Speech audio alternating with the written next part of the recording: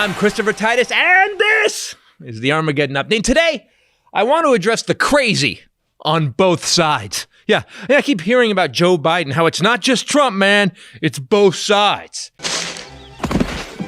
He seems to have some difficulty letting go of the game. Has he had a long history of mental illness? Now, let's analyze that, because usually when there is a conflict, one side is good, moral, or right, and one side is bad, evil, or wrong, At the end of World War II, nobody said Nazis in the alleys, man. It's both sides, man. Sure, the Nazis committed genocide, killing 6 million Jews, but the Allies, they let France still exist, and nobody wants that. It's both sides.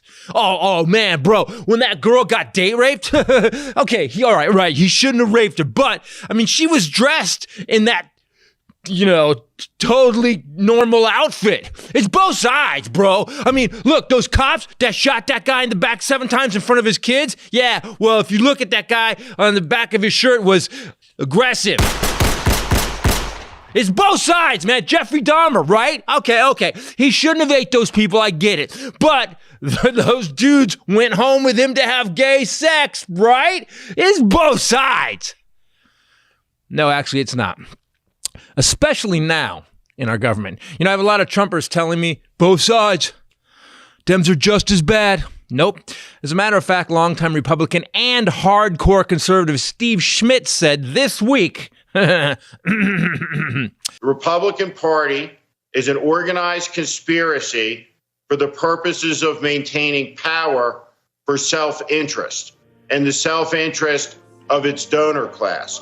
There is no fidelity to the American idea and ideal. There is no fidelity to the ideas of classical liberalism or American democracy. In 2020, there's one side, and I'm proud to be on it, that says it's for everybody.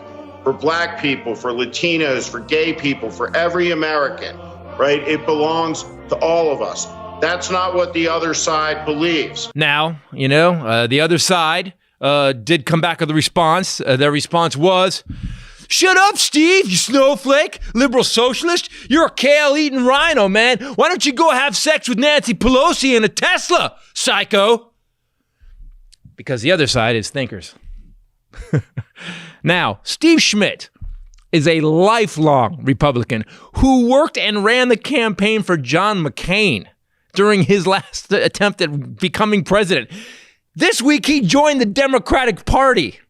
It ain't both sides. As we've seen in the last 4 years, one side puts kids in cages, ran up the debt to make rich people richer, screwed porn stars, then used campaign donations to pay that porn star off. They also did nothing while 300,000 plus Americans died, and now refuses to help those Americans through a tragedy that side created.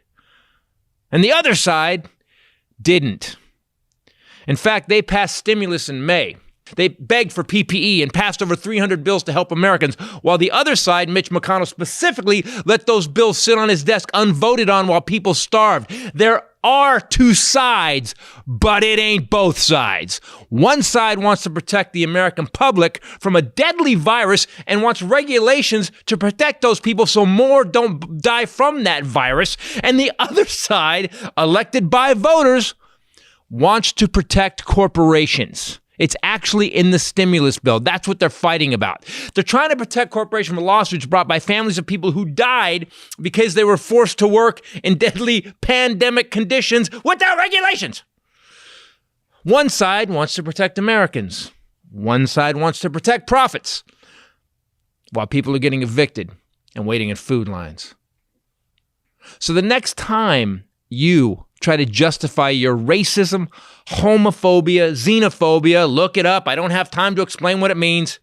Your hatred of immigrants or anyone not white, or when you want to kill people's health care, unemployment, Social Security, or are okay with putting them in cages, your both sides do it argument is a bald-faced bullshit lie to make you feel better about being a horrific human being without a soul. It's not both sides. Both sides aren't bad. Right now, it's your side. Period. Now you can apologize and we can move on together, fix America as a team, help each other, and go forward as one side. That's what I'm hoping for. I'm Christopher Titus, and this is the Armageddon Update. I'm like Martin Luther King, except almost clear. I'm Christopher Titus, and this is the Armageddon Update. How are you doing? Not good, right? We are currently losing 2,000 plus people a day to COVID. And if you sling food and drink, everybody's jobs are on hold, unless you live in Florida. And then you get to go to Hooters for lunch, unfettered, and have your COVID breathed upon you by a girl in a push-up bra and camel toe shorts. Good job, Governor DeSantis. COVID is raging. The vaccine is months away, unless you are older than Chuck Grassley or one of our amazing medical heroes who are trying to save people older than Chuck Grassley. So we have at least 4 months before we all get something that was rushed through testing, injected directly into our bodies. Hey, at least it's not bleach. Or just very powerful light. It's a low bar. This is the fastest vaccines has ever been created. Thank you, science. You are a rock star, no matter how many toothless morons and orange dipshits say you aren't. I don't think science knows, actually. How are we going to make it through this? I mean, I can't work because my job, I spew COVID on people in joke form and they spew it back on me as a joyful, misty chuckle spray of beer and death droplets. So I'm screwed until we kill this stupid thing. And we could all use some relief, couldn't we? But as long as this human turtle impersonator, and chin storage unit is running the Senate, we're going to starve and continue fighting over discarded appliance boxes to living for the holidays. Moscow Grinch McConnell. He has shut down Christmas, people, after the Democrats, led by Christmas elf Pelosi and Jewish Santa Chuck Schumer, presented a true $1 trillion plan in May that would have got most, if not all, Americans through the worst presidential clusterfuck in over 100 years.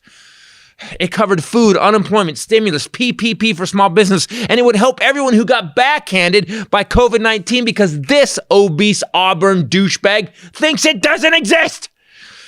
But this man, this diseased pelican-pouched prick, not only said no to help American families so they could keep their homes and, eat, he presented his bill.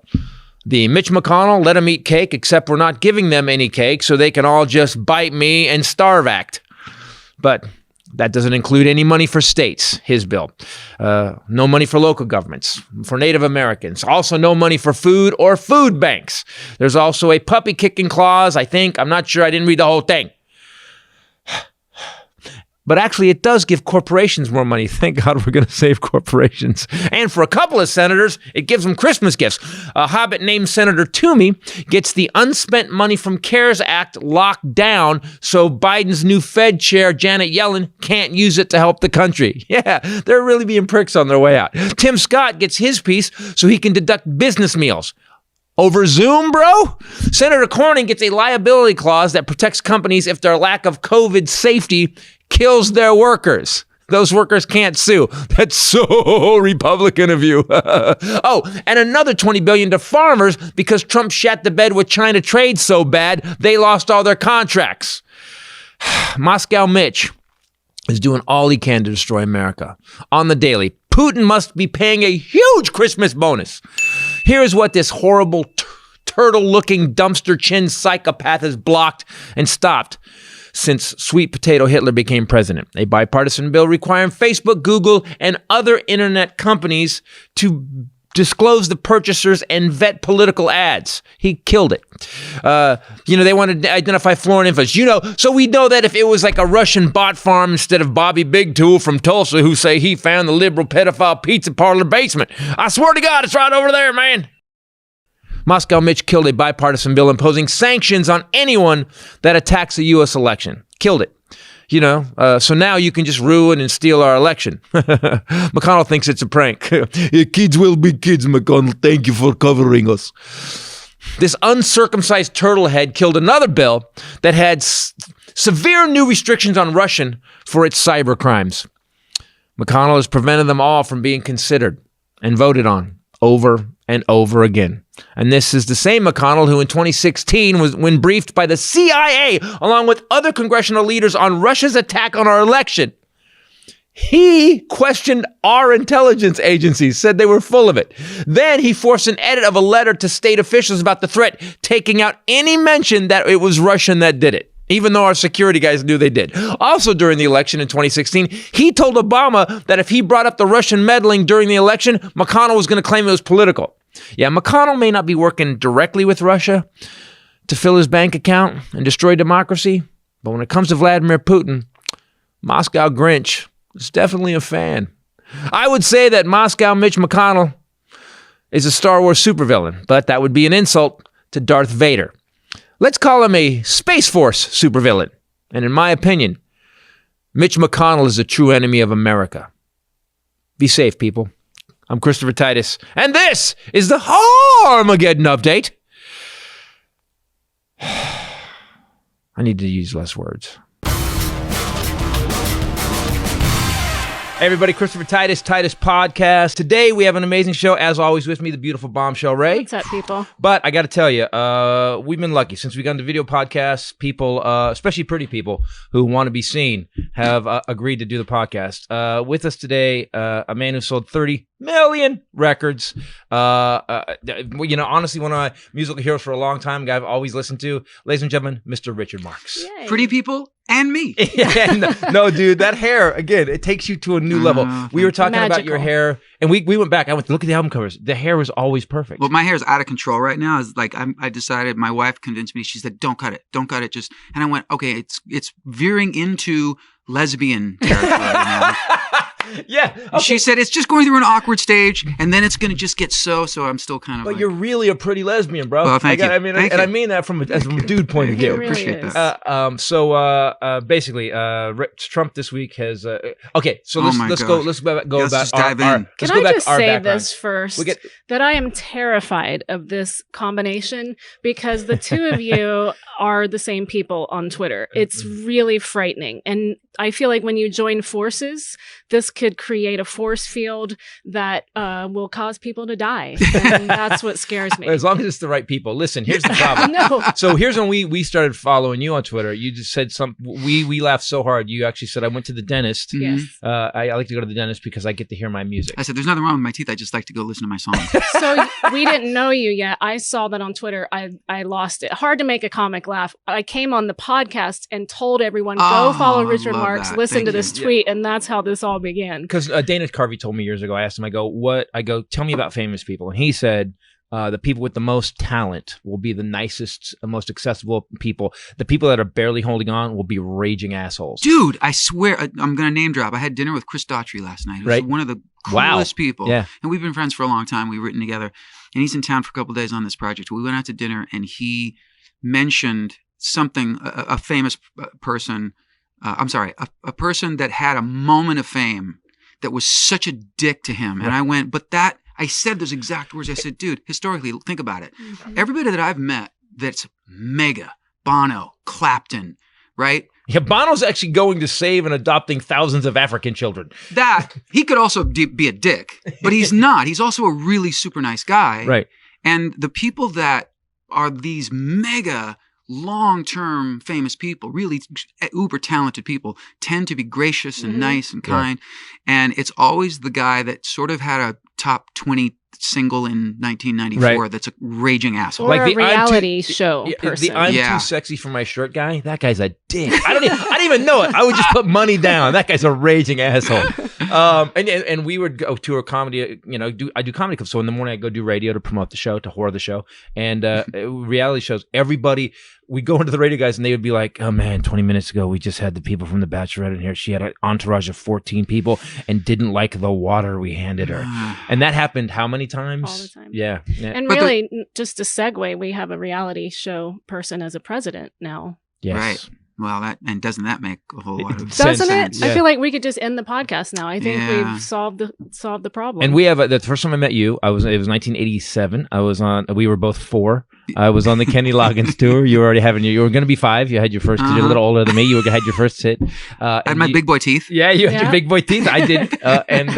And Kenny Loggins, that album hit so hard. Loggins, we were on tour, and Loggins goes, "We got to go see Richard Marx." And he took us all, and we went and watched you. And man, you were 20 something. You were like badass. 23 in 87. Yeah, badass then. Oh, and we're thank you, okay. And now, Don't Mean Nothing. Now I moved to LA. I toured with Kenny Loggins, then I moved to LA in 88. Don't Mean Nothing literally was my blueprint for this town. Yeah. The lyrics played in my head. I tell everybody right now, I have a guy that just wrote a script and he had some interest, and everybody, he'd go to all these lunches and nothing happened. Right. And I said, because everybody's full of shit. Until the money's in the bank, it's full of shit. And it all came from Don't Mean Nothing. When you wrote that, was it because of your 4 years in LA? Yeah. And, when I look back on it, I was 23 when that song came out. I was 22 when I wrote it. So, I mean, really, how cynical could I really have been? But I was. Young 22. I was already pissed off because I'd already had 3 straight years of. I come from Chicago, and more importantly, I come from a family and a father and a mother who ingrained 2 major things in me. One is your word is everything. Your word is your bond. Amen.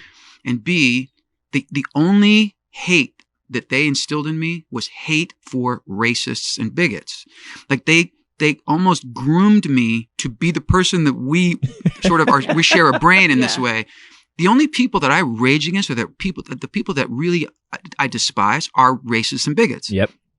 But getting back, jumping back to the your first dad, by the one, way, your dad did jingles. Your dad was a musician too. Was a huge. Well, he was a brilliant jazz pianist, but then he he was a jazz musician first, and then to make money because that he had a family. Yep. And I love this guy because he was blue collar, knew what he had to do. Never got this one. But also have to do this. No, I'm going to do what I got to do to make money. It's awesome. And that's how you started, right? You sang some of the jingles for him. But my dad realized, even though he was a serious musician and a jazz guy, he also realized he had this knack for just coming up with these hooks. Right. Ask any mermaid you happen to see, what's the best tuna chicken? I mean, who would write? That's your dad? The music, not the stupid lyrics, not the slogans. He wrote the music. Wow. He only wrote the catchy tunes to these to these famous commercials. That's in my DNA, that song. You know that because I was a kid growing up. That's weird. My dog's better than your dog. My dog's better than yours. Really? Kennel Ration Dog Food. I sang on that. My dad wrote it.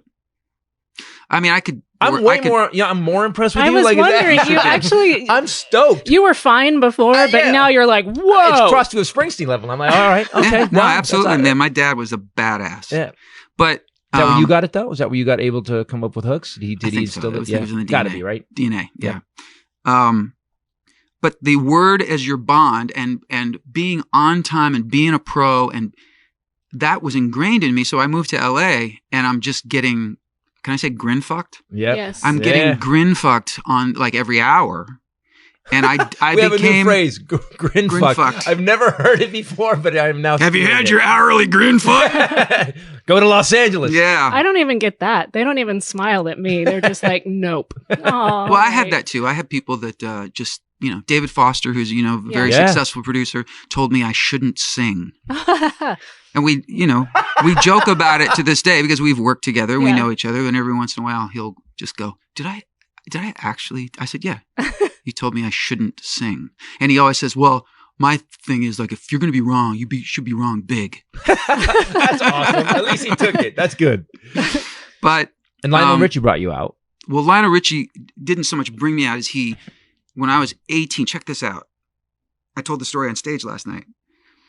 Lionel Richie, I'm 18 years old. I'd written a total of 4 songs, but they were, for an 18-year-old, they were okay. I had pretty decent demos of them because my dad let me use his studio. And when I say let me use, I mean I had to pay for it. He was like, my studio's not for free. Even though, like, you have a savings account. You've saved up money over the summer stuff. Like, it's going to cost you, right? So I paid for the musicians. I paid to use my dad's studio. I had a pretty decent little pro-sounding demo tape, cassette. And it went from this friend of mine that I went to high school with to his friend in college who knew a guy who grew up with a guy who was working with the Commodores. Wow. So it's already 4 people removed, right? Phone rings at my parents' house. I'm 3 or 4 months away from graduating from high school, and it's Lionel fucking Richie. Wow. And he says, man, I just heard your tape, and I think you're really good. He's the anti-David Foster. Lionel was like, you should sing. And he really liked my song sense. And he said, man, you should have heard my first 4 songs, and like, you're so far ahead of the game, and you should, I don't know what your plans are. And, your parents are going to probably hate me because you're probably set to go to college, but you ought to move to LA, man, because you're better than most that I hear. And it was so encouraging. And my parents were like, go. So wow. I moved to LA at 18 with no job, with nothing. I just kind of came out here and. Well, you knew the next day you were going to get a contract. I thought I did. That's how an 18-year-old I was sure of it. When I moved to LA in 88, I was like, you know what? I'm just going to go. Got 2 logins. I'm just going to sell to the highest bidder. Exactly. The line is going to be long, and I'm going to have to get a lot of meetings and say no a lot. Yeah. That didn't quite work out that way. But what happened was that Lionel invited me down to the studio. He was making his first solo record. It's like 6 weeks after I moved here. And I was with my dad. My dad kind of helped me get settled in out here. And we went to the studio, and they had been working on background vocals on this song called You Are the Sun. Yeah. Huge hit. Yeah. They'd been working on these background vocals with these couple of singers for like 2 days. And I was like, 2 days? It should take 20 minutes to knock this out, They couldn't find the sound they were looking for, that Lionel was looking for. And all of a sudden, I'm sitting in the control room, and he looks over and he goes, points to me, and I turn around thinking he's pointing to somebody behind me. He says, hey, come out here. He puts me in front of the microphone. He goes, I want you to sing the part I was singing. I'm going to go in the control room. And then he switched the parts with the other singers. Goes in the control room, hits the playback. We sing the chorus, and he goes, that's the sound I want.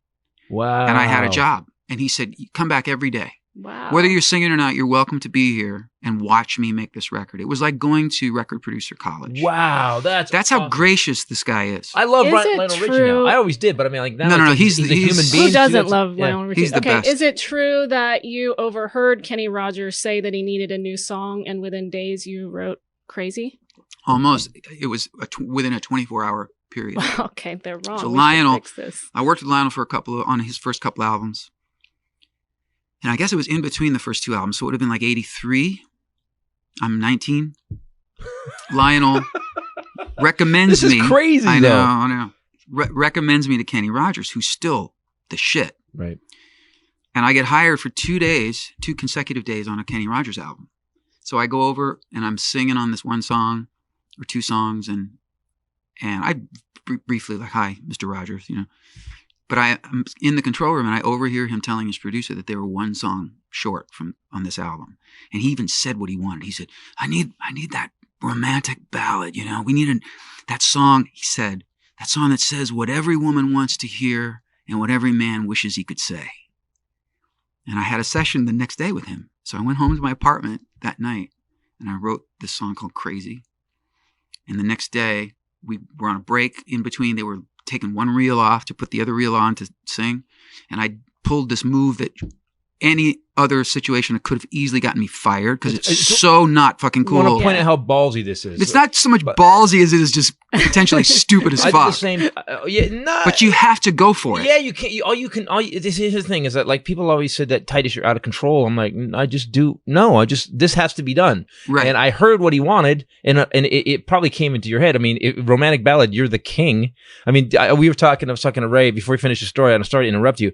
I was saying there's so many people that had their weddings. Your music played at their wedding, and now that they've gotten divorced, they cannot hear that song anymore. There's that, and I also when people come up to me, and as they do regularly at airports or restaurants or wherever, they go, "Oh, we used your song at our wedding," and I always go, "Should have known better."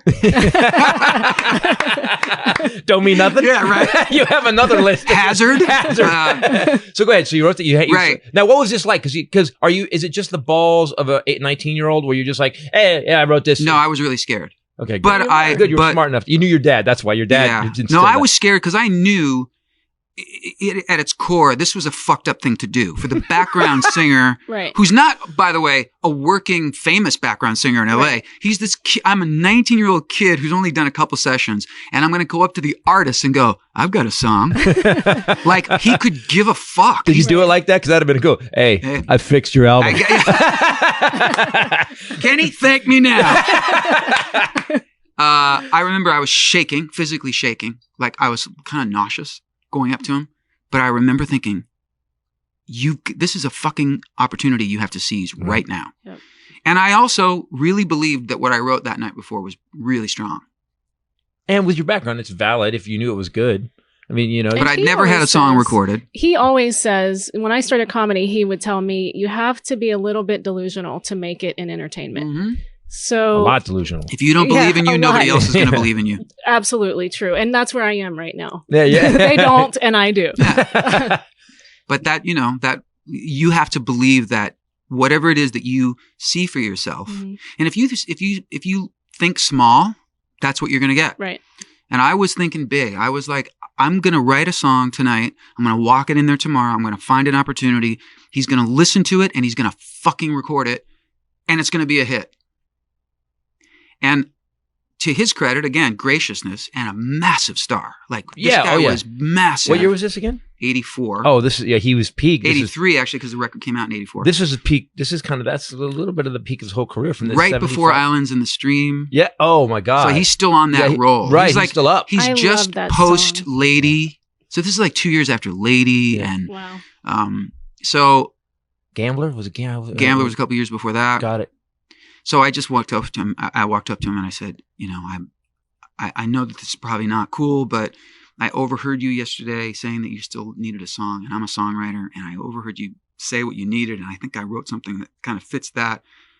And I cringed for a second because he could have easily said, security! Yeah, exactly. Why is the janitor fucking talking to me? But again, gracious, he said to me, well, let's hear it.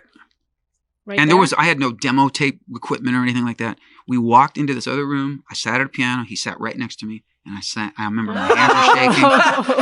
And I played the song. He sat next to you? He sat next to me on the stool. That's awesome. He's like, let's see this kid already has the biggest balls I've ever seen. Let's see how big they really are. So wow. Wait, so this is, and I've told this story before. So this is, when I get to the punchline, just know that this is a story I have told before and that Kenny jokes about as much as I do, okay? So I get to the end of the song and Kenny goes, that's damn good. That's damn good. He goes, question. At the end, I wrote this line, you are the dream that finally came true. And then I finished the song. And he went, when you say you are the dream that finally came true? I went, yeah. He goes, could you say you're the dream that finally came true for me? And I went, yeah, true for me. Simple as that. And he took 50% of the song. He was now my co-writer because that's how that shit worked. Right. And I had a day and a half of like, I can't fucking believe that this is happening. And right. Yeah. But then I was like, 100% of nothing is nothing. Right. Yeah. And I would actually rather have my name as a co-writer with, so that song came out, went to #1 on the country charts. And it says written by Kenny Rogers and Richard Marx. Cut to years later, he's doing, there used to be this show on A&E called Live by Request. Right. And I remember it just happened to be dial switching and he was on and he was doing, and people would call in and request songs. And somebody called in and requested Crazy. And he said, oh yeah. He said, this is one of my favorite songs. He goes, Richard Marx really wrote this song, but I get half the money. Again, the most talented people are the coolest. That's right. And he's pretty gangster, actually. That is gangster.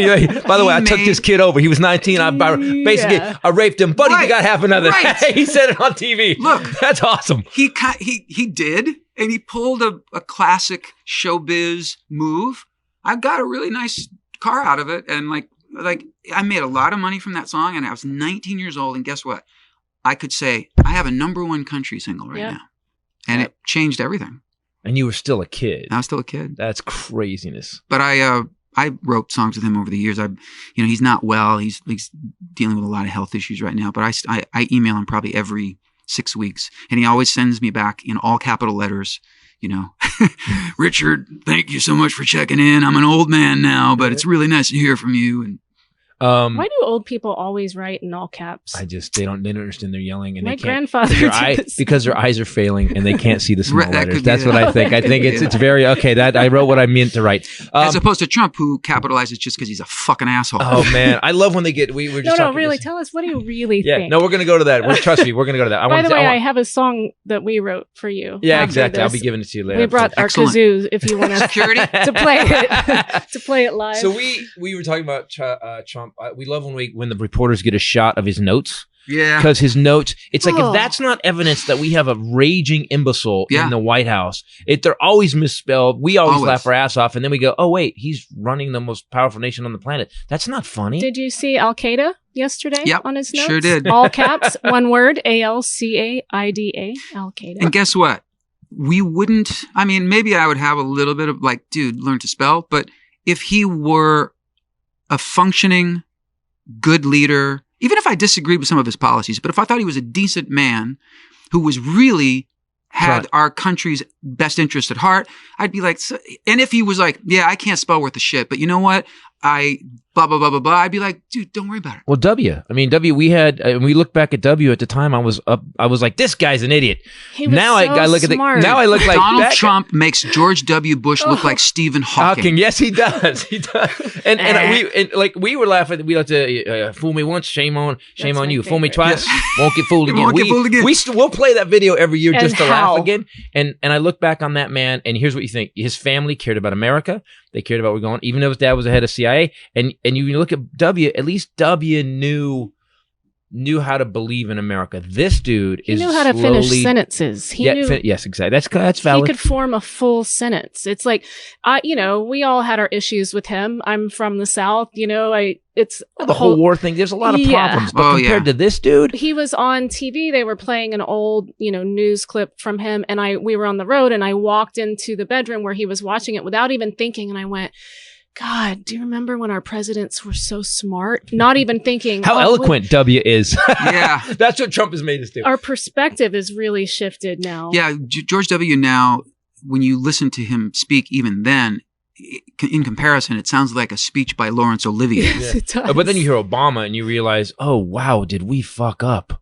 Like, how did we as a country have that? And then we have this guy now. And I think it comes down to racism. 100%. And that's what the Armageddon update was about. It's all about, you want to prove, I can prove you're a racist. If you believe these things and if you follow Trump. At this point, if you're wearing a cross, if you're wearing a cross and you wear an American flag shirt, you're a hypocrite like 1,000 different ways. Wait, you're a Christian, yet you back this dude, and you say you're an American when he's just taking like a planer to the Constitution. Well, they don't want to hear, aside from all the other list of things, nobody wants to hear about how treasonous this guy is. Right. What a traitor he really is, but by all accounts. I mean, look, we don't know any of it. We don't know for sure about any of it. I can only go by what I hear and see out of his own mouth. Right. I don't pay much attention. I am such an independent. I've voted for president, both parties in my lifetime. Mm-hmm. I have really believed in and felt great about Republican politicians and Democrats. Now I pretty much despise all of them. Like, I'm that guy now that just, you're a politician, you're a fucking asshole. Yeah. And I know that that's not right either, but I really don't believe that there's anybody in the scene that has anyone's interests in mind except their own. Not anymore. No. I think what now for me was, and maybe it's just our age now, we're getting older, so we just, 1 year younger than you. I thought you guys were the same exact age. I'll be 56. What year were you born? 63. Oh, 63. Yeah, we will be October 1st. I'm going to be 54. God, we look good. No, I'll be 55. Yes. God damn it. Really? Yes. Well, there's a mind starting to go. That's not funny, old guy. Is that funny? Sorry, it's only funny because you can't remember how old you are. So, good point. I don't believe. Here's the thing. As I try not to judge anybody instantly, I don't want to start, but I think we have to start. If you're a politician, you are a narcissistic, full of yourself person that believes you can run stuff. You have to prove it to me. There's some people that are proving it to me in the Democratic Party. I think Elizabeth Warren is honest.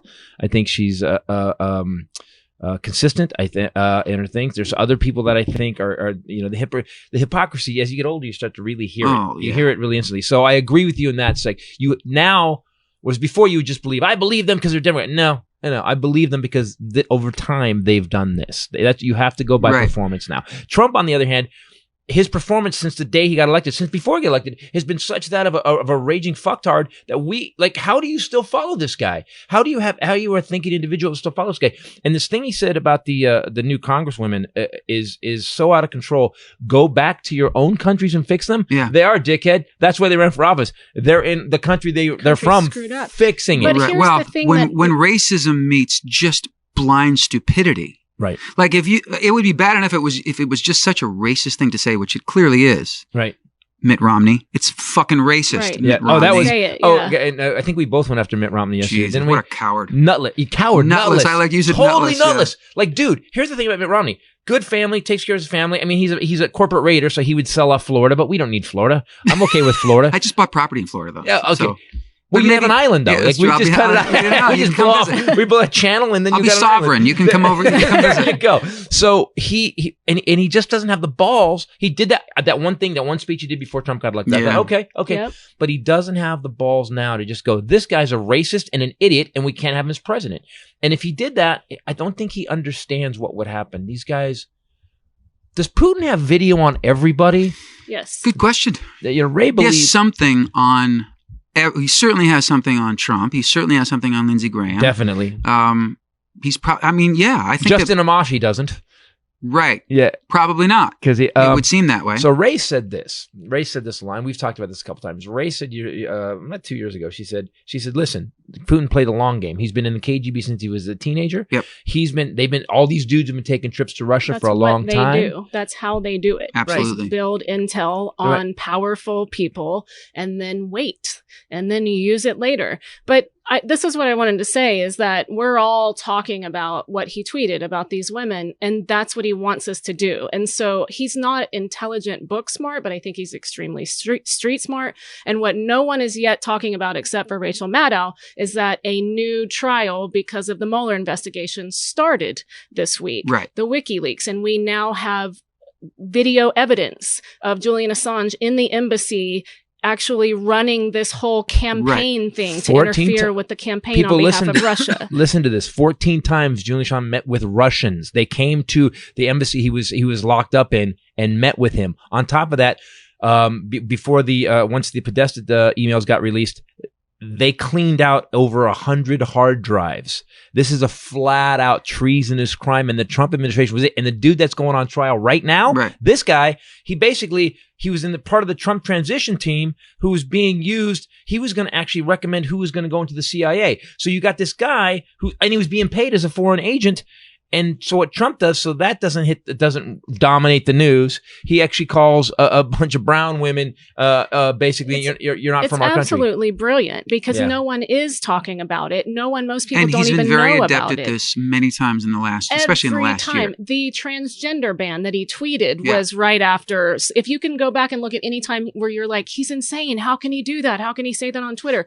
Every time it parallels with some crazy news thing coming out about Russian interference. Or something his kids were up to. I mean, it's crazy, and no one is talking about it. Well, there's the point that I think is the partner to that. Because speaking of partner, much like you have a better half, my better half, Daisy. Yeah, we did well, didn't we? We did really well. Yeah. Daisy said something not too long ago that I thought was just so spot on and so simple. He moved the disgusting goalposts yet again, said something. We can't keep track of the disgusting things that this president says, and inflammatory and outrageous. And whatever the one of the day was that it was pissing me off, she finally looked at me and she said, he's not talking to us. Right. He's not talking to sensible, critically thinking people. Mm-mm. He's talking to the people that support him, and they love this shit. Just like he said yesterday. A lot of people agree with me. A lot of people loved what I said. Yes.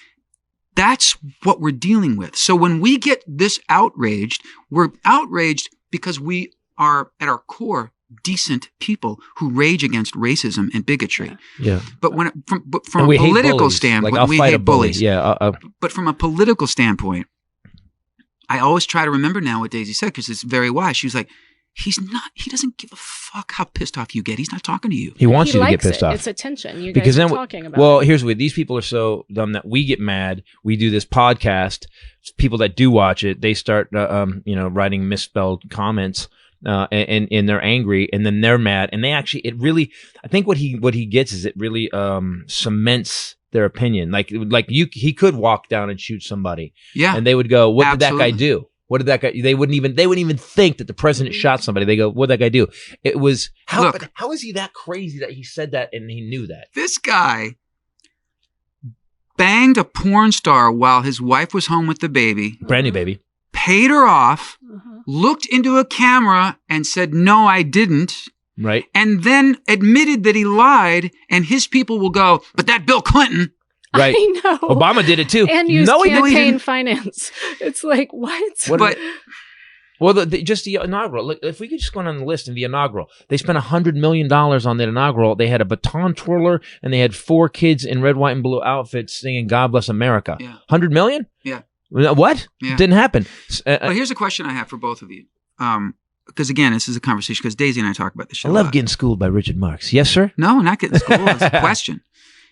I feel like one of the, you and I think, have bonded recently over our Twitter accounts because we do take on trolls. Mm-hmm. We took on, the reason you finally DM'd me was because I took on Pierce Morgan. Pierce Morgan, yeah. And I just devastated him. I actually researched him first. But you guys both do similar things. Yeah, you do too, dude. You don't avoid trolls. You're like, what'd you say? Yeah.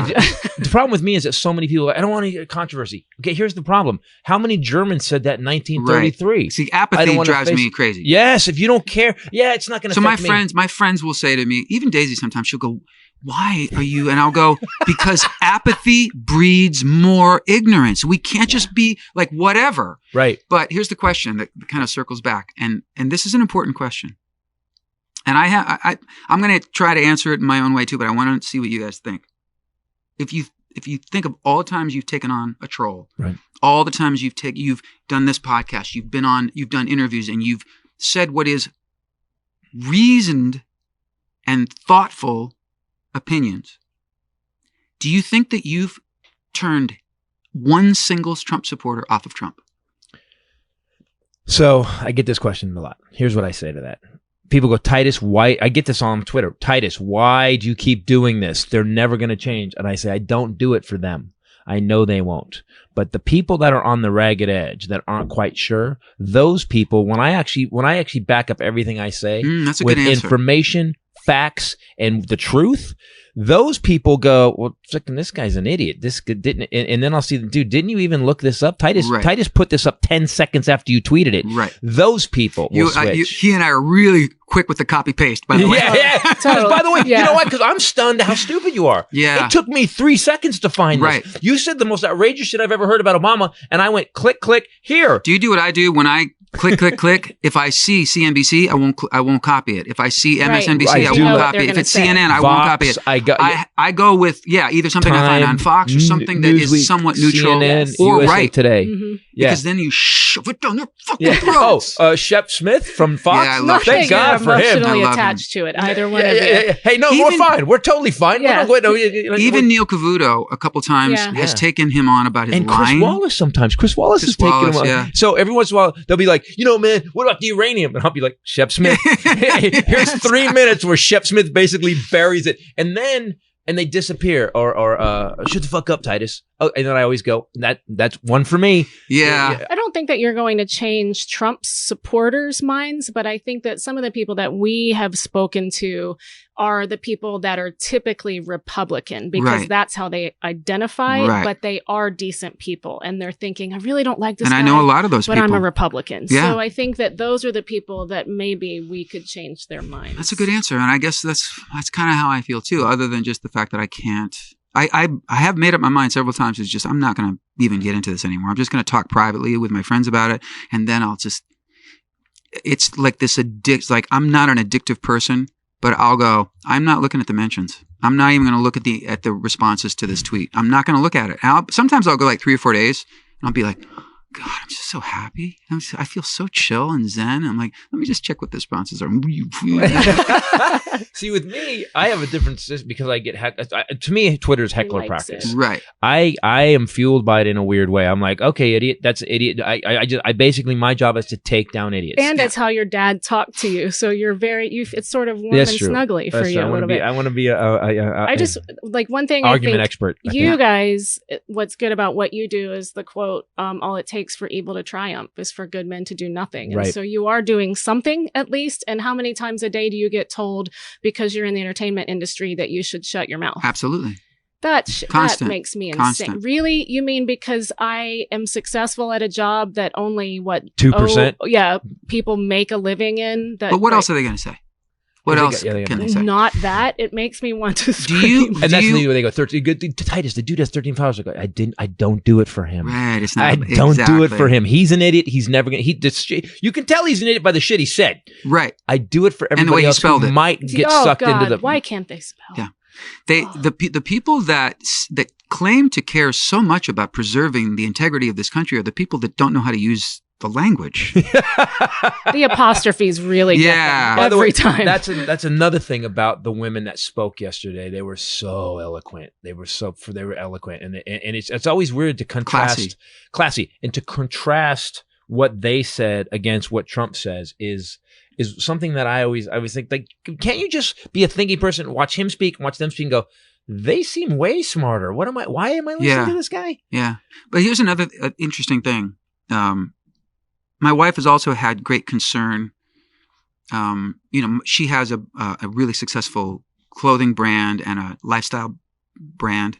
And she's pretty outspoken too. And she calls people twat. She's from Jersey. She goes, such a twat. Twat. That's a noise. Actually. Stop being such a twat. Twat. I go, baby, it's twat. She goes, no, it's twat. I'm from Jersey. I like twat, actually. I might change but she's protective of the fact that she's like, you don't understand. You do something completely different, and you're going to have people like, what if you're out on tour all the time? She's worried about safety, number one, but she's also just worried about turning people off. And here's the thing that a lot of people who only hassle me on Twitter wouldn't know is that there's not 1 second of my show that's political. Right. I don't allow it onto the stage because I really do feel that even though there is a platform for me, that's not what these people paid for. Right. And I completely keep it separate. But what's really interesting, whenever this comes out with Daisy, and she's actually starting to see it for herself now.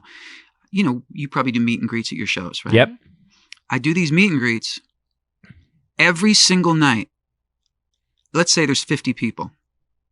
At least 11 or 12 of them will say, can you sign this or blah, blah, blah. I really love it. And they'll go, and I love your Twitter. I love your Twitter account. Amen. I have yet to have one person in a meet and greet say, you might want to back off or I don't like what you said about, not one. Not one single person. And I know that there are people in the audience who are Trump supporters, who are conservative, who they might look at my Twitter feed and be like, I fucking hate everything he says on Twitter, but I really love Hold On to the Nights, so here I am. And it's kind of like, that's at least reasoned thinking. Reasoned thinking and critical thinking. I have the same thing. I did a whole special. I did a special called Amerigeddon. It's on Amazon Prime. And where I basically, here's the thing. You're not lying. Like if you just started saying crazy shit that wasn't true and they could disprove it instantly, you're just an idiot. You're not. You're thinking it through. You're giving facts. And at one point, those people that are on the cuffs, those people may have gone towards Trump. Those people may have gone the other way. And then they started. I have other people they'll find out. And then if you ever had this happen, you slam a troll. Next thing you know, 50 of your people have just shit hammered him. Where you're like, I'm out of this one. Especially if you quote the tweet and then if you drag them. Yep. It's awesome. So I think what he's really a master at, that goes along with what your wife said, is he is a master at PR and sound bites. So when he comes out and, the Mueller report comes out, and it obviously does not exonerate him. And then he tweets and says in an interview, completely exonerated me, no collusion. And everyone's like, he never said that. What is he talking about? But his millions of people said, no collusion. To us, right? He's doing a little sound bite for those people. And then they mimic that. And she's exactly right. He's Jim Jones. Yes, absolutely. And they have already David had the Kool-Aid. And when do they finally die? Is this a time release Kool-Aid? What is this? What's going on? Kool-Aid doesn't leave their systems. Do you think he's a racist? Me? Do you think he's a racist? Do you think Trump's a racist? Absolutely. Okay, so I went down the Armageddon update. We went down everything. But wait. I don't think he's a racist because I think he's a racist. I think he's a racist because I can give you dozens of examples going back of to things 73. he said and done that are blatantly racist. Yeah. I mean, even when there's a gray area, and I've had conversations with even people in my family who like, I'll go, oh my God, I can't believe I'm having this conversation. Oh, we have a family vacation coming up that I'm good. I told You're her, dreading it, buddy. I'm not dreading it. We're dreading that part of it. Yeah. I told her, I said, I'm just going to get up and walk out and just go stand on the beach. Yeah, that's what I do too. I'm just going to be like, because I love them. And whatever that's going, and I really, my aunt and my uncle, I love them. He was a Navy SEAL. She's a registered nurse. She's a sweet human. But they keep Fox News on all the time. They're on still. Obama's a Muslim. Right. He's a terrorist. And I'm like, he wasn't born here. He doesn't have a birth certificate. He left and he wasn't the Antichrist. Plus he wore that tan suit. So. I know. It wasn't that awful. We really have standards. But what I in this did was, country. and this will help you out, when it comes to the racism conversation, which his followers really just do love to go, he's never said anything just like, I actually took 10 minutes and I went into QuickTime and I created a loop that I kept on my phone of him saying to Jake Tapper, he's a Mexican! He's a Mexican! He's a Mexican! For the judge. Yes. Who was born in Arizona. Right. Yeah. Right. I'm building a wall. He's a Mexican. Of course he's going to rule against me. His delivery. Yeah. Well, he gets so Joe Pesci, doesn't he? Yeah, he does. Sometimes it's like Trump is so Joe Pesci. But it's like a clip from some horrible racist film. He's a Mexican! But it's the president of the United States saying it. So I just play that for people and I go, how do you perceive this as anything but racist?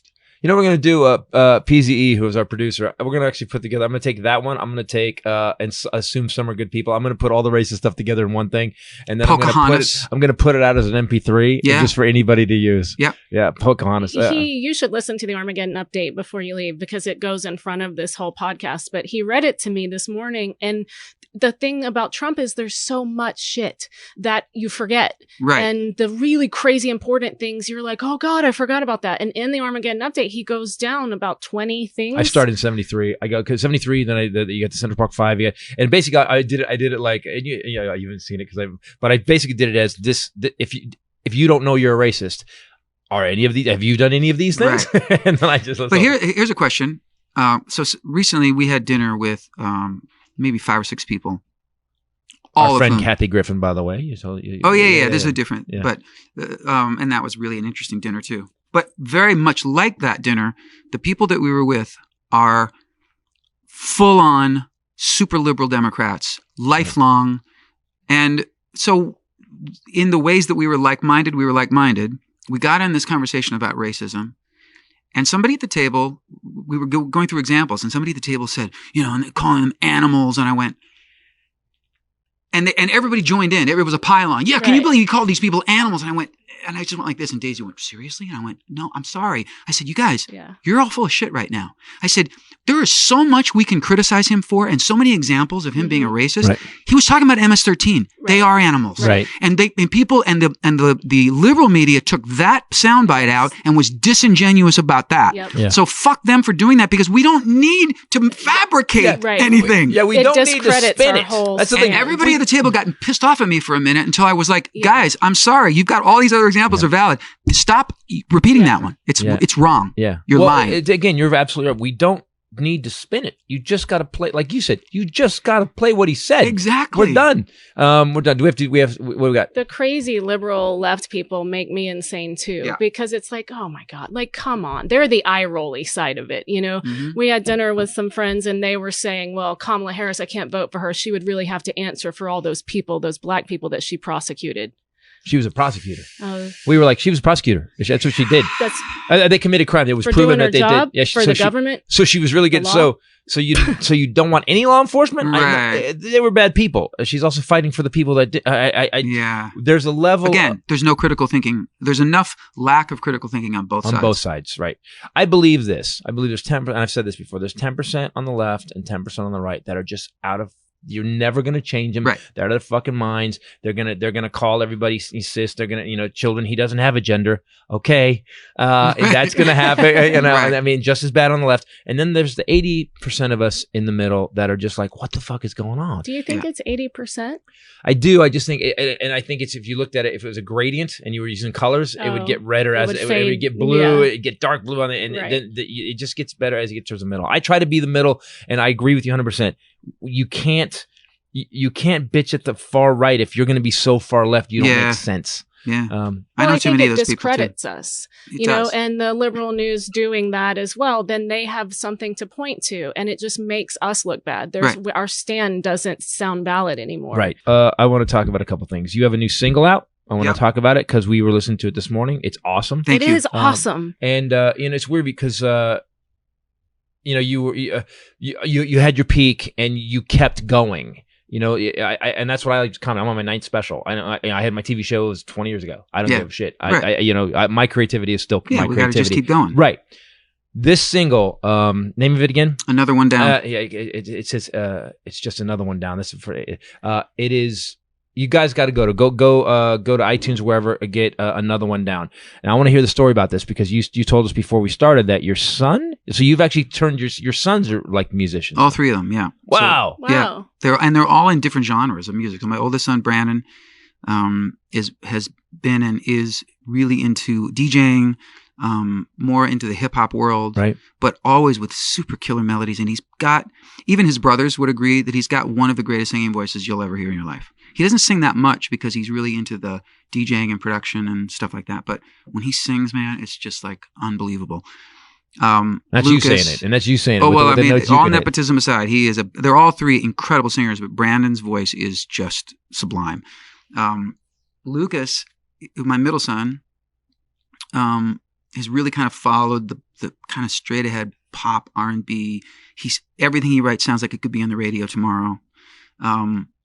And then my youngest son Jesse's into heavy rock and roll. So right. he's putting out this EP that's just amazing. He played all the guitars and it's pretty aggressive. So it is hot in here, right? Yes. Yeah. So I went to Lucas because I thought everything he's playing me is blowing my mind. And I said, can we try to write something for me? And we wrote the song in like an hour and he produced it, and the record company BMG heard it and they were like, we think that should be your first single. So yeah, go Another One Down. Is it out now? Can they? Is that how we got it? It's out now. I got the single out, and we're yesterday. going to radio in a couple of weeks with it. I got it yesterday. And the full album October. Right? I have to say something about the song. There's notes you hit in, like yeah. You're not 4 years old when you did your first tour anymore. No. And then there's notes you hit in that song. I was just like, holy shit! Like it didn't go away. Well, part of that is keep training.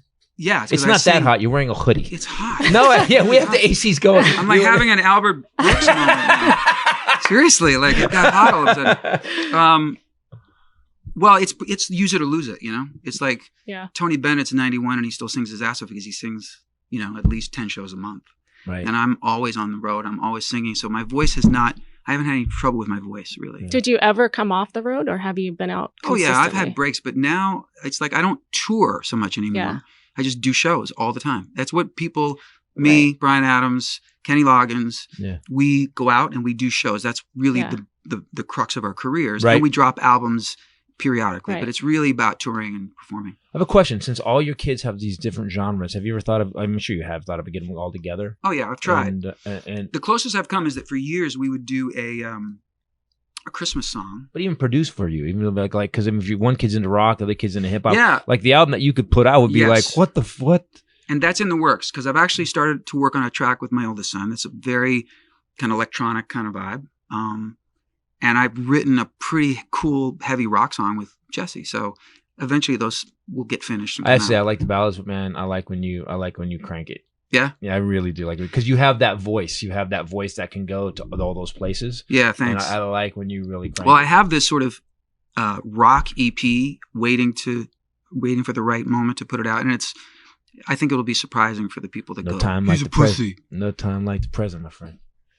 Most importantly, as a matter of fact, that we can gauge. Since we're friends now, I would love to hear that. I won't let anybody. I'll sneak you some MP3s. Oh, right. I won't let anybody hear it, but I will. I wrote a song with a guy named Matt Scannell, who's my best friend in the world. He's right. the lead singer of a band called Vertical Horizon, and the Vertical Horizon cut it, but I just did a new version of it as well. I'll send you that too, and it's a pretty heavy rock song. Well, I'm a monster Prince fan, and only because he went everywhere. Yeah, and I always think one of the greatest rock guitarists ever. Oh yeah, I just played for the PZ. Hall of Fame clip. Yeah, so I think that's my favorite live guitar solo I've ever heard. PZE didn't know, and I said to him PZE, and I go, dude, just watch this because he plays. The best is when he throws the guitar at the end and walks off, but it doesn't come down. Right. He's awesome. He also is magical. We do a Prince party every year on the anniversary of his death, and we convert this whole place into a nightclub. Purple velvet walls. Daisy, will you dance? Daisy danced with Prince once. No. Oh my gosh! Wow. At Paisley Park, there was she was on MTV still, and she tells the story. And she said we all got invited. It was like 100, executives and hosts and celebrities and stuff, and they all ended up at Paisley Park for this after show thing. And everybody was up and dancing, and Prince wasn't even really visible. Right. Yeah. And all of a sudden, she's dancing with she's like in a group with friends, and she turns around, and Prince just comes up to her and starts dancing with her. He appears. When we saw him at the Roosevelt in those tiny shows that he did. Oh yeah. He turned around to explain to me how it was about to break off. She was more of a Purple Rain Prince fan, and she knew Pussy Control and a couple things. I was like everything, and the lights. We've told this story before. The lights start to change, and I turn around, and she's sitting on a couch at the Roosevelt. I go, it's about to get weird, and she goes. I was trying to talk while Prince was starting the show. He just appeared. He and manifested standing right behind beside me. me, and he was getting a laugh because he was 6'2", looking him up and down like this. Right. And they laughed, and then and I'll say it again. I'll never. I looked. Oh my God! And he saw me, looked me, and then he jumped. Floated. He floated up on the edge of a couch like a levitated, cat, and then danced on the back of a couch. It was in high the heels. craziest shit I've ever seen. So here's my Prince story. Oh, I have a great Prince story. I'm so excited. So I'm recording an album. This would have been like 97, 98. Right. And I'm at this place called the Record Plant in Hollywood. Yep. Pretty famous recording studio. Yep. Next to me is Babyface making a record. And another down the hall is Luther Vandross, who I'm great friends with, and we'd been writing together. And so the three of us What was that little song you and Luther Vandross did? We wrote Dance with My Father. We wrote a couple other songs together, but we wrote Dance with My Father. Dance with My Father. Before we get to Mr. It's the last song he ever wrote. Okay, so that song, first of all, that song, say what you will. You can be the toughest human being on the planet. Yeah, man, it'll crush you. It'll crush you. Like Nazis, it breaks them in half. Like you could be in Charlottesville. If they'd have just played it at Charlottesville, it would have been over. They just been, let's just all go home. Maybe I need to go to the White House and play Dance with My Father for Donald Trump. That would it would change. It would change the country for God's sake. Or he would look at me and go, it doesn't have a beat. I don't like it. So yeah, Luther was just the best. I could go on and on about him. But so he was down the hall doing an album. So all the three of us are working on these projects, and we're all in there for like 2 or 3 weeks, block booked, right? And like the second week of recording, I come into the studio one morning and my engineer says, "Did you hear the thing about Prince?" And I went, "What?" And he said, "They came into all our rooms and said Prince is starting a week of recording here in the 4th room, in the little production room at the back. And we were all told, if you see him, don't approach him, don't look at him." And I went, "Wait, they said what?" Right. And I went, and I go to the studio manager. I said, "So I missed the announcement. Do you want?" And she said, "Oh, no, it's just the Prince is going to," and we don't. And I said, "You're going to fucking tell me and Luther Vandross or anybody to not any human." And they were, "Look, this is just what was passed on to us." And I was like, you know what? This is fucking bullshit. So I'm like, I hope I see this motherfucker. Well, you are the same people. She's right. We can't hang out. God. So I was, and so like Monday came and went. I didn't see him. Tuesday came and went. I didn't, and every time I come in, I'd be looking around like, I want to just break that rule. Like who the fuck do you think you are, right? So like almost towards the end of the week, I'm going to duck out to go to lunch, right? And I'm standing in the doorway of the building, and the studio secretary says, "Oh, Richard, did you get the message that so and so called and left him?" And I said, "Oh, okay, thanks. I'll call him back." And I turn, and as I'm about to walk outside, a big purple Rolls Royce pulls up. Perfect. What was his old bodyguard's name? To keep it low key. I like that. Very So now subtle. we looked at him. He wants to keep it really low key. He Don't liked look to- at me, and you'll barely notice me anyway. I always just say, I like to emphasize the living shit out of the subtlety. Right. Out comes, I forget his bodyguard's name, that was just gigantic guy that he was always with. Gets out of the car, and I'm like, and I just, there's a drum roll in my head. Prince gets out of the car, and he starts to walk towards the door, and I'm like, here it fucking comes. Yeah. I'm like so ready. And he looks up and he sees me. He goes, Richard, hey man. He goes, I'm such a fan of your songwriting. And I was like, hey man. He broke He you. totally broke me. And he was so charming and so nice. And then I thought, you know what? It's maybe he puts that out there, and maybe it's just his people that do that shit, because I've been misrepresented. It's always people's people. Yeah. But he could not have been. Yes, plus he was complimenting me, so like that's just my own narcissism. Like I was like, no, Prince is so cool. Prince wouldn't though. You know, Prince wouldn't just compliment you. But when he said, he goes, man, I'm such a fan of your songwriting. You've written so many songs I really admire and respect. And I was like, dude, my head is spinning around right now. Yeah. So we stood there for like a couple minutes and talked. And then I was like, and when I came back from lunch, I went into my studio and I told my engineer, I was like, Prince is a pretty cool guy. Yeah, super nice. Love that guy. At the theater in Minneapolis that we work in, the Pantages, they said that they always knew it was him because someone would call and buy 50 tickets, very subtle, 50 tickets in one block. And they said that the show would start. It was always Chappelle because he was friends with him. Right. And then about 20 minutes in, 50 people would walk in a group and not separate, go down the hall, go upstairs. And he was always in the very center of that very not at all obvious group of 50 people. Yeah. And that's how they knew. Well, I didn't know him at all, but I hate the fact that human being is no longer on the planet to create music. Yeah. That breaks my heart. Yeah, me too. Bowie, same thing. Michael Jackson. Bowie, you got to admit though, man, Bowie went out badass. Bowie went that last album. We were just listening to Black Star. We were just listening to it, and Bowie went out like, no, I'm going. And so what? So I'm going to do the greatest thing I've ever done. I'm going to do the most inventive album I've ever done. And then, by the way, I've got in my will, it releases on my deaf. Yeah. And the video, did you see the video? Yes. The video was unnerving to me. It was. It was like, yeah, I felt it was great, but it was unnerving. It was I was like, I wanted to call, hey, Tool, you should watch this Bowie video because they really pushed the envelope on this. So here's the thing about what you just said, and this is what I've learned. My first gig ever, a big gig before I got the logins through, was Gloria. She did this on Gloria. Laura Branigan. So Laura Branigan, and I'm like a kid. I'm like 19 or 20, and I'm freaking out because I'm getting this gig early. I was one of these guys. I was like you said, think big. Yeah. So my manager calls like, hey, could you do like a 6,000 seat venue? Sure. No idea. Right. The biggest room I played was an open mic. I'm hell yeah. And he goes, all right, you got the gig. Bill Graham's people said you could have the gig, and I'm like, oh shit. Wow. So I show up, and everybody was a dick. And I said, could I just meet her? And the manager was like, oh, she's busy and she's getting ready and blah, blah. And I said, oh, I'm sorry. And then he goes, hold on, let me talk to her. He comes back, he goes, yeah, you can meet her. I go in. She's by far the nicest person of everybody around her. And she was great. She's like, she gave me a hug. She's like, go out there, man. Hope you have fun. Because I was obviously, I was Elmo going out for the first time. Who were you not allowed to look in the eye? The guy, the balding guy who's married to Michael Bolton. I did a gig with Michael Bolton, and I was told Nicolette Sheridan was there, and I opened for. They called me at the last minute. I was in North Carolina, and they said you got to drive, so we drove an hour, and I took a buddy with mine. They let him do 5. It was weird, this big thing, and he did 5, and then I did 20 minutes, and they said don't look. I didn't even talk to him.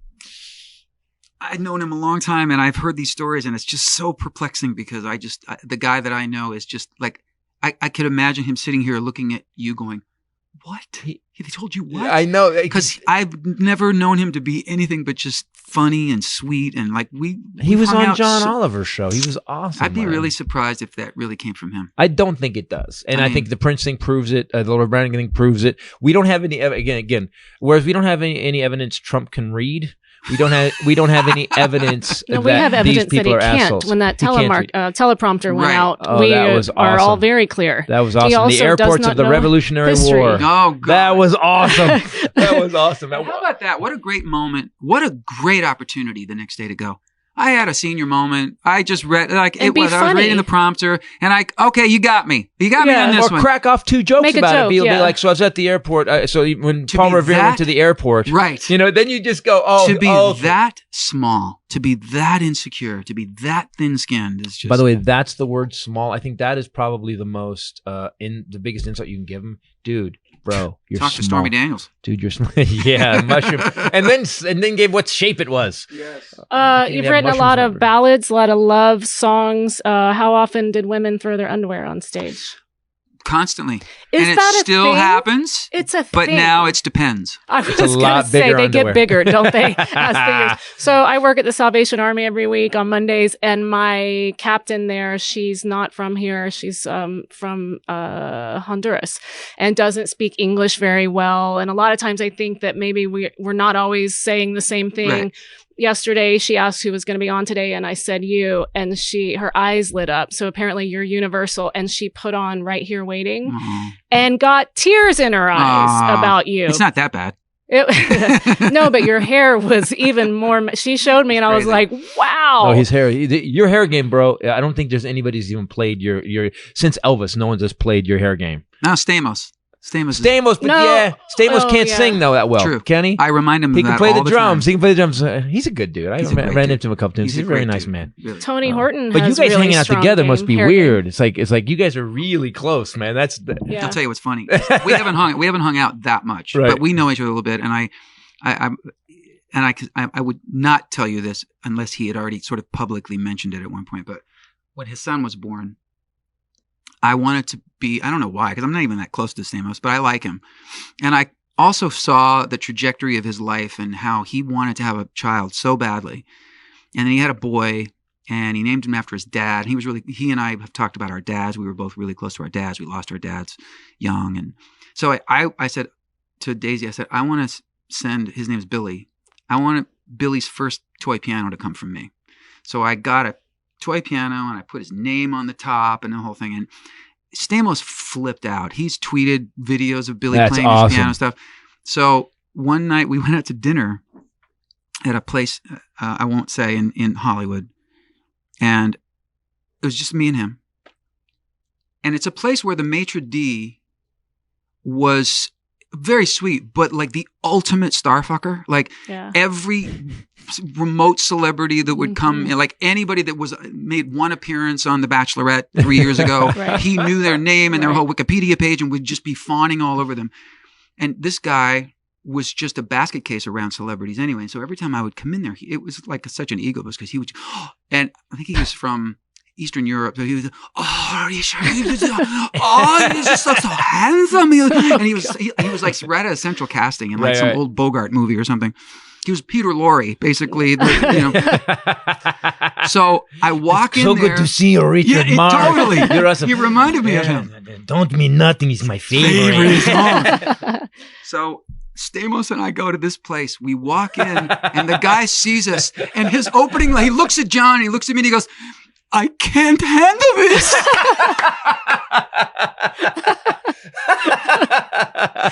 That's God, awesome. That's funny. But yeah, right, Stamos is a good guy. I have one more story I want to hear. So I'm on, besides by Hazard, by the way, Hazard being called a murder ballad, which made me laugh really hard. I researched the guest a little bit. Ballad. I'm sorry, sing Hazard for me. I can't. I don't know. I was playing it yesterday. No. I swear I left her by the river. You didn't want to hear him. I left sing her by the your river. Which, by the way, song? Hazard. He by the way, hesitated, so I jumped in. Hazard is like basically it's like Stan from Eminem, Correct. except done. It literally is. It's the pop version. By the way, though, you did a great job, but you sound just like the guy that sang that. It's weird. He's it's awesome. Really weird. I do a lifelike impression. Murder Ballad. I just thought it was really funny. By the way, go to iTunes and go get Richard's music. What's the background of that song? Some of your songs are these songs that we're so used to hearing, like they absorb into your brain. They're like part of the Zeitgeist. They really are, man. You like all the weddings and oh god, there's just any my event. 4th grade Valentine's dance. I remember dancing like this because they were all that. She was this tall in 4th grade. To Right Here Waiting. I just remember that moment. When I married Daisy, we're coming up on our 4-year anniversary, and her sister Rosanna got ordained. We got married in Aspen, so her sister Rosanna, who I just adore, got ordained, and she married us in this little house in Aspen.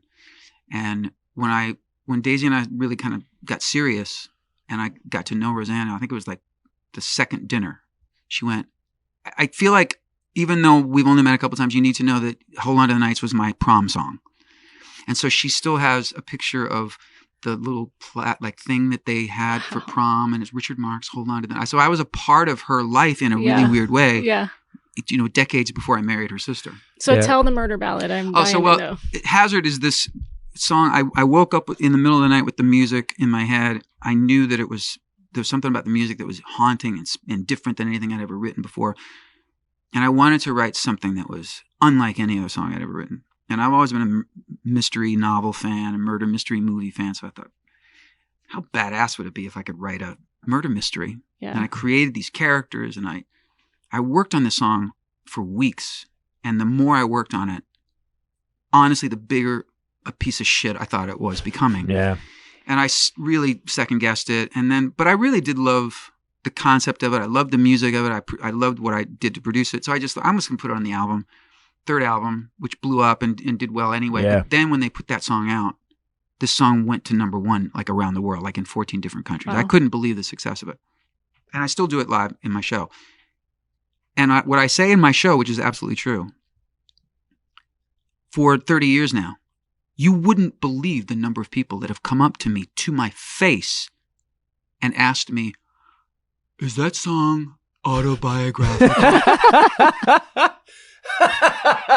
Yes. I started to go, no, I totally killed this chick in Nebraska years ago. But I'm famous. And I wrote a song about it. Yeah, and I'm now going to admit it to you, a complete stranger. I think the statute of limitations is I waited. No, I'm talking about like 100 people have asked me if is that song autobiographical?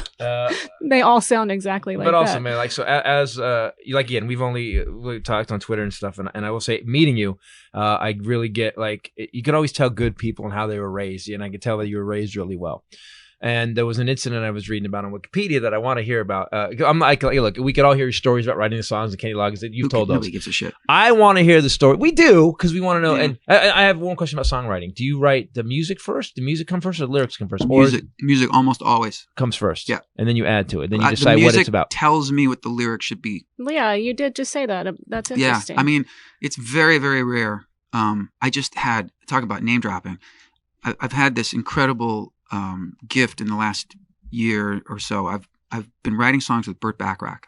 Wow. And he's a lifelong hero of mine.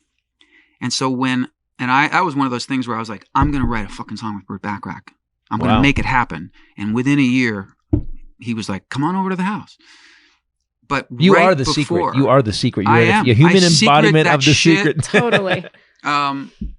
And right before, like the day before our writing session, where I thought we would get together, we would sit at the piano, we would when I do co-write with other people, it's usually that. It's just a collaborative give and take of ideas. He was like, by the way, you have a lyric, right? And he goes, I write music to lyrics. And I went, I thought we would he was like, yeah, no. And I'm Burt Bacharach. Yeah, exactly. And I was like, shit. So okay. And I went completely out of my comfort zone, and I just thought, I'm just going to write. So I ended up, of course, writing sort of a poem about my relationship with Daisy and how, like anybody that, you guys can relate to this too. When you meet the one kind of later on. We call it the white tiger. Your white tiger. Yeah. You start to, as grateful as I am, and we are about it, we do talk about like, oh God, there's all those years that we missed. Yeah. And so this song is sort of about that. And so I just left it with him for a day, and he wrote the most gorgeous music to it. So that's the way I write with him. So I write in reverse when I'm writing with Burt Bacharach, but otherwise I write. That was just an excuse for me to kind of say I'm writing. Yeah, Burt Bacharach. Yeah, drop. We'll put a voiceover. Just name drop, and then we probably. But get back to you. We're gonna ask me another question. Okay. So there was a Korean Air incident. There was an incident of Korean War where you basically restrained a passenger with rope. Yeah, we heard there was some gunplay, and you were Jason Statham. What happened? I pulled the pin and I just held it until we got down. You sit down in your seat and you strap in. First of all, it wasn't just me. It was me and it was because I didn't really know. Once I was what happened? Getting involved. Okay. I played a show in Hanoi, right, which was amazing. I'm with my wife, Daisy, and we're flying back. It was the end of a Southeast Asian tour. The last show was in Hanoi, and we had to fly through Seoul to get home. On our flight from Hanoi to Seoul, we're sitting, the first class was like 3 rows on each side, right? The guy across from us in the other, opposite Daisy's window here, this guy in the window here, is sitting next to an older guy. It becomes apparent that they're not together. And this guy's loud, and he's Korean, and he's speaking in Korean, so I don't know what he's saying. But he's just, I was like, oh, he's drunk. Right, you can hear the white trash through any race. Right, yeah. He's just a total fucking asshole. And people are like turning around because he's just being obnoxious and loud. And this guy next to him is just trying to ignore him, you know? And all of a sudden, so Daisy and I are talking, and we hear a sound that sounds like this. And we turn, and this guy, the guy next to him, looks at him and gets up. This guy slapped this guy in the face. The guy, the window seat guy. Yeah. Oh, no. So the older guy gets up, and he's not going to fight the guy, but he gets up like, what the fuck? Right. And everybody's like, now it's like the whole cabin is going, what's happening? Now, Daisy and I are the only Americans on the plane, practically. Maybe. We're certainly the only Americans in first class, and the crew is all Korean girls. And when I say polite girls, I don't mean women. I mean, they're really they're young girls, like their early 20s. Right. So now there's this commotion, and this guy in the window seat he's like laughing at the guy, and he's just an asshole, and he's drunk or high or both, right? So the guy goes up to complain, and there's no place else for the guy to sit. So he's just sort of standing at the galley. This motherfucker gets up, and I'm thinking, okay, maybe he's going to go up and apologize, or maybe he's going to, he goes up, and some words start happening with the female flight crew, and this guy's yelling at them. And the one flight attendant turns and closes the curtain to the galley because she sees it's going to be a scene, which is the wrong thing to do. Because now we're like, we need to see what's happening. Right, we need to help, right. And I immediately get up. Yes! I start to get up. No, wait. And my wife grabs me. She goes, what the fuck are you doing? And I said, Daisy, like, we got to, what's going on with this guy? Right. She said, what are you going to do? I said, I don't know, but like, I don't know what's happening. Right. You're going to put a barrier between an asshole and the real world. That's what you're about to do. Right. It may not go well, but you've accepted that something, if you get hurt, you're usually going to stop it. So I go up and I pull open the curtains, and now this guy is yelling, and the guy that he slapped, the guy's like acting completely psycho, and it's all in Korean. So I don't know whether he's saying, I'm going to bring the plane down. Right. I don't know whether he's saying, you need to help me because I'm sick, or I don't know what's happening. Right. But he's really aggressive and really nasty. And I'm looking at this guy, and he looks at me, and I'm like, dude, you need to chill out. And I'm thinking, he's just hearing blah, blah, blah. And I turn to there's 2 guys right next to me that are in the front row. Right. And I turn to them because they're Korean. And I'm like, can you fucking help out here? Right. And the 3 of us now get up. And as these 2 guys stand up, that motherfucker shoves the female flight attendant. Oh no. And I don't really remember. It was kind of a blur after that. By the way, this is good court testimony. I don't really remember. I went crazy. It was rage. It was just, I just kind of went, you just grab. Yeah. Because he's not going to hit her again. He's not going to shove anybody else. And so these 2, next thing I know, all 3 of us have got him like in a lock, and we're pulling him back to his seat, and he's thrashing around. My wife immediately starts documenting because, just for legal reasons. Hey, that's always my role in his altercations too. Yeah. Oh, and she's going, you see this guy's like losing his shit, right? Yeah. Right. So the pictures are, at this point, the 2 guys that were absolutely 100% right there with me are not in frame, and I've got my arm around the guy's throat practically or something. That's awesome. So we tie, and now the flight attendants, they have a stun gun, which they don't know how to use. And she's like fumbling for there's a clip for a taser. I didn't realize that. Right. She's like fumbling. I was like, just put it down. Just because I'm not going to get fucking tased by accident. Right, exactly. Just put it down. We're going to... give it to me and I'll tase this. I don't know how to tase. All right, well. I write songs. Yeah. So we yeah, but I would try. I'd give it a shot. I would end up electrocuting myself. I know. Richard Flip flap. So we ended up tying him up to his seat, and he spit in somebody's face. Somebody went over to try and tighten his ropes. I got in front of him, and he spit in their face, and that's when I got up and started to go after him again. I was ready to beat the shit out of this guy. At that point, you get some tape, and you just tape his mouth. Sorry, yeah, there wasn't. Yeah. So we did restrain him. The cops came on. Turns out that they questioned him and let him go because it turns out his father is some big dignitary in Seoul, Korea. So he got...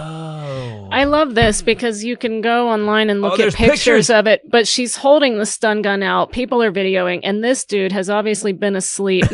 Never took his headphones off. He's just...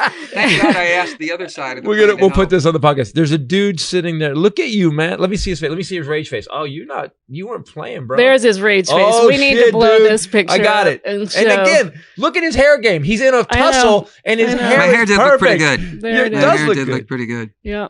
Dude, that's by the way, fucking good job, man. Look, that's awesome. And just trust me on this. When I have talked about this, it was such an unfortunate, scary. Yeah. Like I don't look back at that like that was like I look back and I go, I'm just glad that guy didn't have a bomb or. Yeah. Just so you know, I'm not saying that you're a badass. I'm saying that in this world right now, we are living in a country that people don't want to get involved. People do what that other guy was doing. They keep their headphones on. People keep their headphones on, and they actually put their head down, and they just look over. Oh, I like they're watching a reality show. This real world is not a reality show, and sometimes you got to get involved, people. Yeah. So we can make it better. I mean, I'm really not. I've never been in a fight as an adult. I've come really close several times, but I've never thrown a punch or received a punch as a man. So I'm not, and I think that, I think it's kind of like barbaric, but I also know that sometimes that's all that's going to happen. Left. Yeah, that's all that's left. Yeah. He hasn't been in a fight, but he has subdued several people throughout our relationship. I would call it subdued.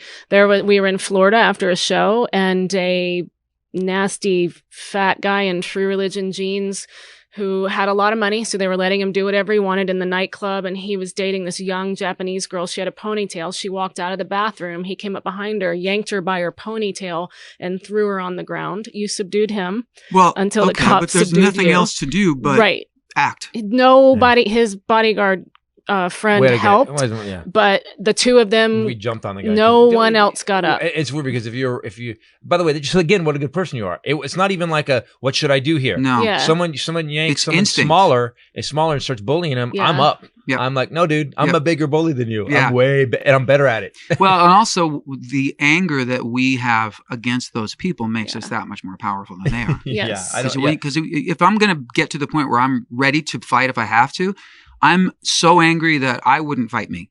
Right. Exactly. Yes. I know what rage lives inside of me when I get like that, and I would not want that unleashed on me. We're angry enough to deal with the damage we're about to get caused. We're not going to cause, but I'm okay. I'm going to get in your way now. Right. And I may get fucked up, but I'm going to get in your way now. Right. That's what you got to do something. So we do a segment now. We're going to do it. And now from sea to shining sea, continent to continent, and sometimes space. It's Bombshell Ray bringing you the Bombshell News. Let's start with this. I just pulled this up because of what we were talking about. Have you seen the video of the guy on the plane? So someone's... Yeah, you tweeted it. As soon as I saw... First of all, I can't stand to look at men's feet. It's just gross. Especially in a public setting. Like, do you want to describe it? What kind of a fucking animal? I think Peasy can put the video... I would have got up on the plane. I would have done what you did with the angry Japanese guy. Hey, dude, I might have to sit in that seat 3 weeks from now. Right.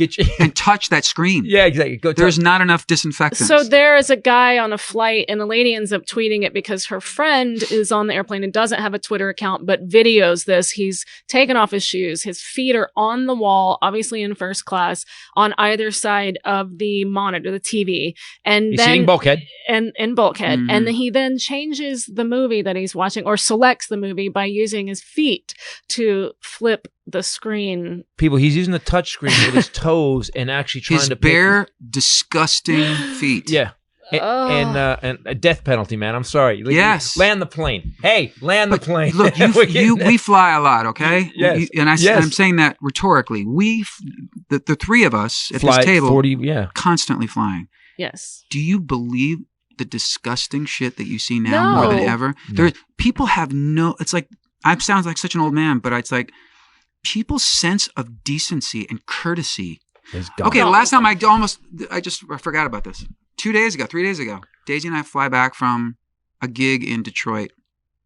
We landed LAX. We get up, and look, I feel grateful as can be that I can fly first class. Yeah. It's not what it used to be, obviously, but it's still like, and they treat us just with a slightly, I wouldn't even say less. Like, we all get treated like shit by the airlines. Yes. Don't even get me started on the airlines. Yeah. But it's a Greyhound bus with wings is what it is. Yes. But people are so discourteous now. We get up, Daisy's pulling her bag out from the overhead, and this dude pushes past her and gets off the plane. He's got to get off the plane first.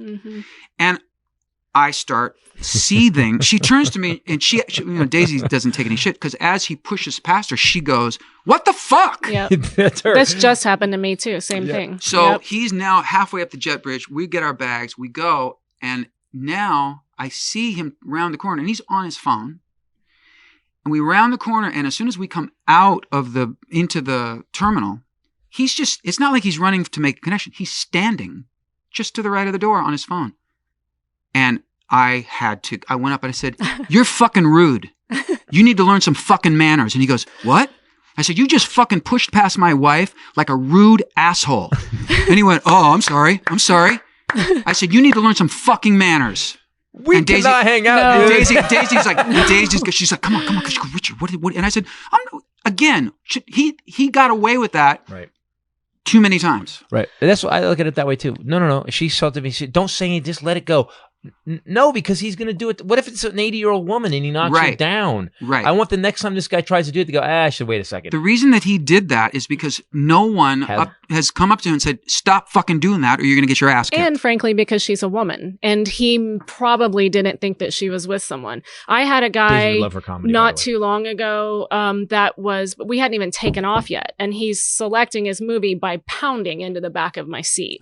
And so I sat there and I'm trying to be a better human being in my adult age, and it's not taking yet, but I just sat there and I was and finally I just stood up and I was like, how can I say this without being combative? And I just said, "Hey, can you just not press so hard on the back of that, because it's making my seat bang forward?" And he said, "You're gonna have to fucking deal with it." Now that I was sitting. I would have lost my shit. You were there? I never got to say another word, Richard, because it almost went. I said it got so loud. I thought they weren't going to take off. Because the flight attendants. Absolutely. I said, "Hey, asshole, touch your seat again. Do it. Do it one more time. Go ahead, fucker. Do it. Do it." And he goes, "What's your fucking problem?" "My fucking problem is you, dude. We sit up here for a reason, and we pay money. And we don't want assholes like you just fucking making it uncomfortable. So not get the fuck off or get the fuck up." He was trying to get him to get up. So that's me.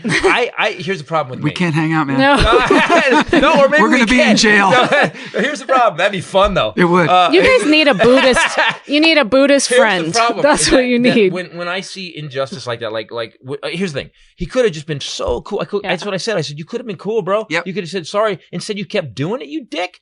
And I'm telling her to fucking. And I'm like this, it? like I'm this. I have no. I'm like, I don't care. And so what happens is that the dude finally backed off. He stopped doing it. But I have a tendency, like when it goes bad, I stop thinking. I don't remember where I'm at. Right. I don't see what's going around me. Apologize. It went on for like 8 minutes, brutally long moments. I would have made him apologize too. And he kept telling me the guy was kind of cocky at first, and then he did crazy eyes, which he does when he gets in that zone. It's just my eyes. It's crazy eyes. I call him Richard Marx eyes after seeing the thing. He channels an airline. His mom was manic depressive schizophrenic. He channels his mom, and I can smell the change in the air. And then the guy said, "I'm sorry."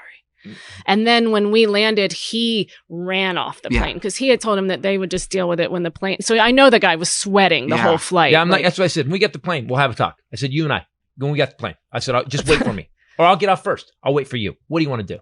I was so mad. Here's your example. We But moved. and don't mess with my girl. If you're just gonna mess with 1 week, it's fine. Don't mess with my girl. I know that sounds like I'm like in a movie from the 40s. No. And it's not that she can't handle herself. She's Oh, like, no, she Daisy can definitely can handle kick my ass, I'm sure. Exactly. But it's just principle. It's like you don't do that. Yeah. Example, we moved into a new place. I went back to get the rest of our stuff, and this guy was pretty verbally abusive and horrible, and I got into it with him and I left.